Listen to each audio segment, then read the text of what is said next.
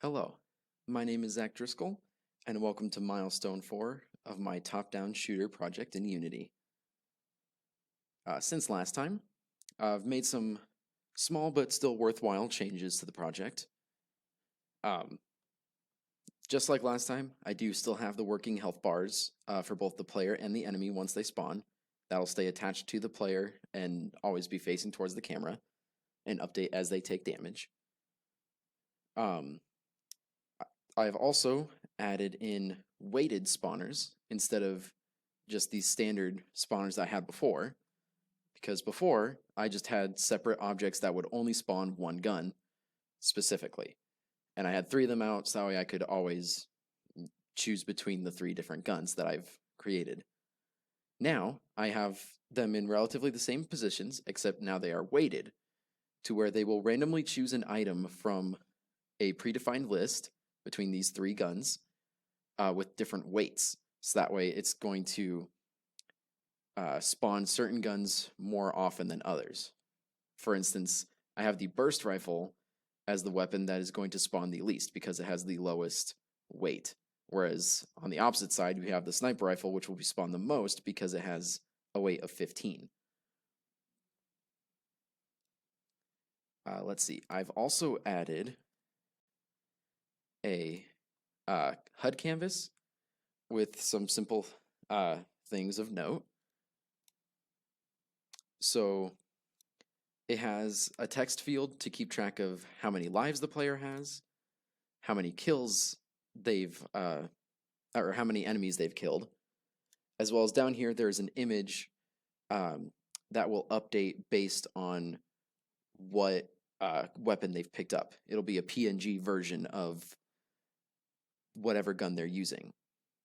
I do also have a pause menu and a game over menu that will pop up once the game ends. And I'll get to those when I show the gameplay. I also have a scene loader because I do have a main menu scene, which we start on, and then once you hit the start button, you transition here to the main gameplay scene. And then I also have a game manager, which keeps track of the player's lives, how many enemies they've killed, how many enemies they have to kill to win, as well as a reference to the HUD script that I have, so that way it can handle when certain things should be activated and deactivated.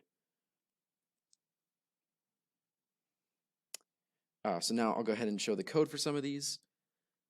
I'm also here in the pawn script, ultimately still the same, but here's where I handle setting the weapon image. Currently, this will need to be slightly reworked because at this point in time, I essentially check to see if the script I have that manages the HUD for the player, as long as that exists, you can set the weapon image. However, this also means that because the enemy also uses the pawn script, whenever they pick up a weapon, it also changes the image.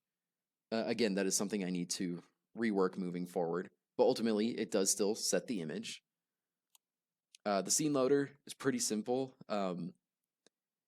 I make sure there's an instance of it because I want to make this a singleton to where it's not going to have more than one instance of the scene loader, just to avoid any issues.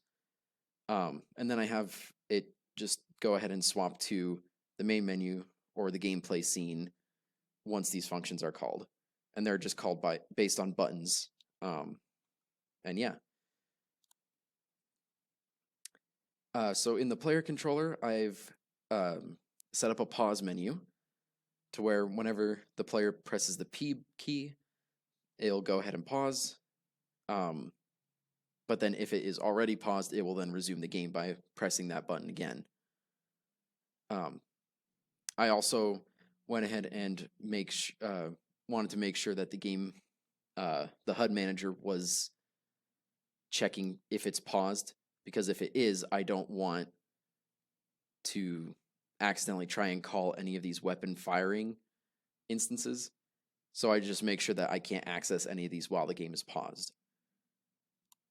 Here's my HUD manager script where I'm handling all this UI, most of this UI stuff. So I've got references to the different text objects and the image, as well as game objects that hold all the UI elements for the game over screen and the pause menu, and then a Boolean to check if it is paused. So here, pretty basic, setting the image. I also make sure to set the native size because each of the images is a different size. So I want to make sure that when it changes the image, it doesn't look squished or anything like that. Here, I just update the life and kill count texts based on what the player is doing. And then here I just have my simple functions for pausing and unpausing the game by adjusting the Boolean and changing this timescale and activating the UI, and conversely deactivating it when you resume the game. Here I have my game manager. Ultimately pretty simple. It holds the lives, the kill count, how many kills you need to win, as I mentioned earlier. So on start, I want to make sure that the game over UI is deactivated. Sorry, the player won't see it until they're meant to. And just as a nice little catch-all, I make sure that the timescale is always set to 1, so that way everything will still run smoothly no matter what. As for the lives, ultimately the player does have 3 lives, but it will list 0 lives when you're on your last life, just kind of how it's working. So that's why I only give them, according to the program, 2 lives, but they effectively get 3. And then here, I'm just telling it to constantly update the,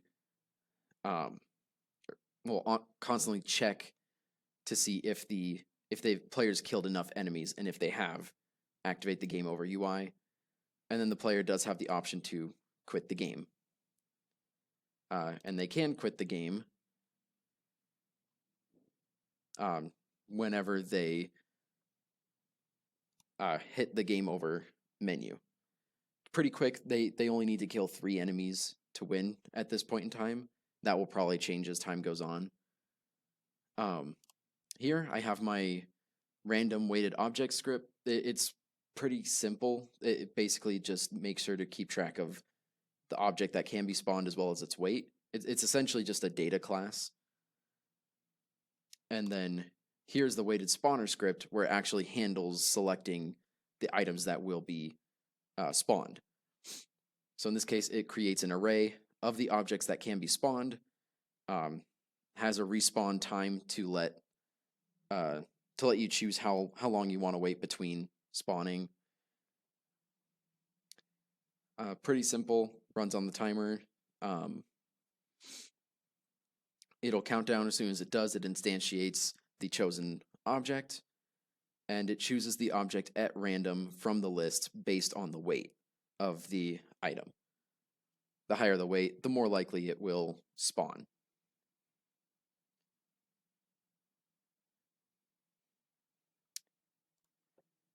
All right, that is the main portion of the code that I wanted to showcase.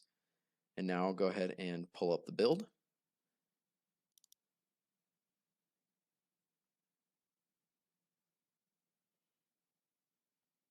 All right, here we go.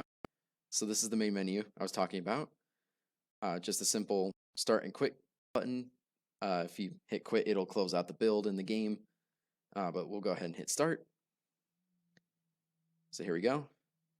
As you can see up here, we've got enemies killed, how many lives I've got, and the enemy is still following and chasing me. Go ahead and kill him. Boom. All right, so the enemy is going to spawn up here. When he does, I'll press P, and it's paused. I set the timescale to 0 in the code, so now that means the game itself does nothing until I unpause. And I can either hit resume or press the P key again. In this case, I'll go ahead and click the resume button. Boom, there we go, can keep going. Go ahead and kill another enemy.